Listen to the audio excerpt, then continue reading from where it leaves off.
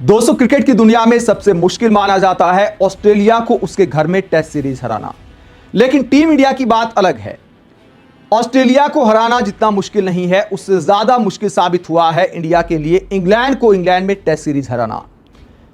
Australia को तो हमने पिछले एक दशक में फिर भी 2 बार टेस्ट सीरीज में हराया है, लेकिन इंग्लैंड इंडिया के लिए सबसे मुश्किल मोर्चा साबित हुआ है। सिर्फ 3 ऐसे कप्तान हैं जिन्होंने इंग्लैंड में फतेह हासिल की है।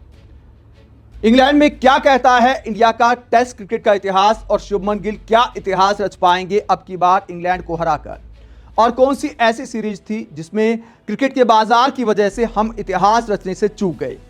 बात करते हैं अब तक इंडिया और इंग्लैंड के बीच जो टेस्ट सीरीज खेली गई है उनका लेखा जोखा क्या कहता है। सबसे पहले 1932 में एक टेस्ट मैच की सीरीज हमने खेली जहां इंग्लैंड ने 1-0 से हमें हराया। उसके बाद 1936 में 3 टेस्ट मैच की सीरीज थी, इंग्लैंड ने 2-0 से हराया, एक टेस्ट मैच ड्रॉ हो गया था। 1946 में 3 मैचों की सीरीज खेली गई, 1-0 से इंग्लैंड ने हमें हराया, 2 मैच ड्रॉ हो गए थे। 1952 में इंग्लैंड ने 3-0 से हराया 4 मैच की सीरीज में।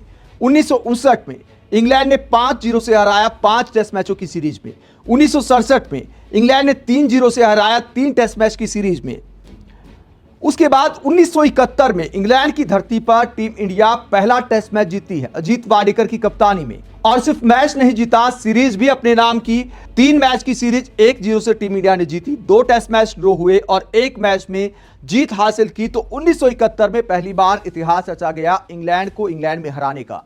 उसके बाद 1974 में 3 टेस्ट मैच की सीरीज में इंग्लैंड फिर से सफाया कर देता है, 3-0 से इंडिया हारता है। 1979 में इंग्लैंड 4 टेस्ट मैच की सीरीज 1-0 से जीतता है, 3 टेस्ट मैच ड्रॉ कराए इंडिया ने। उसके बाद 1979 में 4 टेस्ट मैच की सीरीज इंग्लैंड 1-0 से जीतता है, 3 टेस्ट मैच ड्रॉ होते हैं। 1982 में 3 टेस्ट मैच की सीरीज एक बार फिर इंग्लैंड 1-0 से अपने नाम करता है। 1986 में सबसे बड़ी जीत मिलती है इंडिया को इंग्लैंड के खिलाफ, 3 टेस्ट मैच की सीरीज हम 2-0 से जीतते हैं। 1986 में कपिल देव की कप्तानी में 2-0 से जो जीत मिली वो अब तक टेस्ट सीरीज में इंग्लैंड में हमारी सबसे बड़ी जीत है। उसके बाद 1990 में इंग्लैंड 1-0 से जीतता है 3 टेस्ट मैच की सीरीज। उसके बाद 1996 में 3 टेस्ट मैच की सीरीज एक बार फिर इंग्लैंड 1-0 से जीतता है। 4 मैच की सीरीज 2002 में ड्रॉ होती है, 1-1 से बराबरी पर रहती है। फिर उसके बाद 3 टेस्ट मैच की सीरीज 2007 में इंडिया 1-0 से जीतता है राहुल द्रविड़ की कप्तानी में। कुल मिलाकर ये तीसरी टेस्ट सीरीज विक्ट्री थी टीम इंडिया की इंग्लैंड की धरती पर, और 3 ही जीत अब तक हो पाई हैं। 2011 में 4 टेस्ट मैच की सीरीज 4-0 से इंग्लैंड की टीम जीतती है।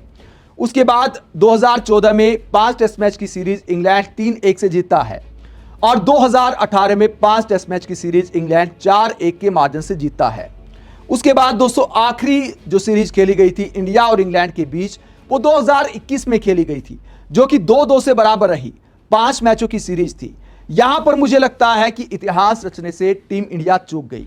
अगर वो सीरीज लगातार खेली जाती तो इंडिया की टीम जिस रिदम में दिखाई दे रही थी, इंग्लैंड की टीम पर जिस तरह का दबाव था, मुझे लगता है कि टीम इंडिया वो सीरीज आराम से जीत जाती। 2021 में 4 मैच खत्म होने के बाद भारतीय टीम 2-1 से आगे थी। कुछ खिलाड़ियों को कोरोना होने की वजह से आखिरी टेस्ट मैच को आगे बढ़ाया जाता है, लेकिन कुछ ज्यादा ही आगे बढ़ा दिया गया।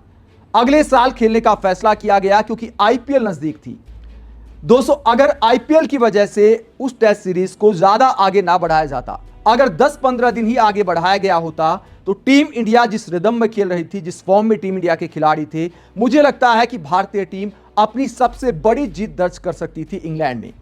लेकिन क्रिकेट का बाजार आईपीएल से चलता है। भले विराट कोहली जैसे खिलाड़ी कहते हैं कि आईपीएल से 5 पायदान ऊपर टेस्ट क्रिकेट है, लेकिन क्रिकेट के बाजार का, क्रिकेट चलाने वालों का कुछ और मानना है। इसीलिए आईपीएल की वजह से इंग्लैंड के खिलाफ वो टेस्ट सीरीज 2021 में पूरी नहीं हो पाई, और उसके बाद 2021 की टेस्ट सीरीज का आखिरी टेस्ट मैच 1 साल बाद फिर 2022 में खेला जाता है।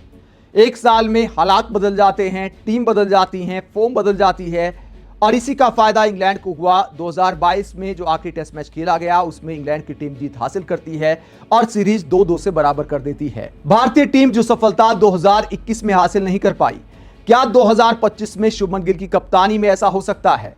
आप क्या सोचते हैं? विराट कोहली और रोहित शर्मा की रिटायरमेंट के बाद जब सब कुछ इंग्लैंड के पक्ष में बताया जा रहा है, क्या गिल की कप्तानी में युवा खिलाड़ी कोई करिश्मा कर सकते हैं? क्या इंग्लैंड को इंग्लैंड में हरा सकती है अब की बार टीम इंडिया?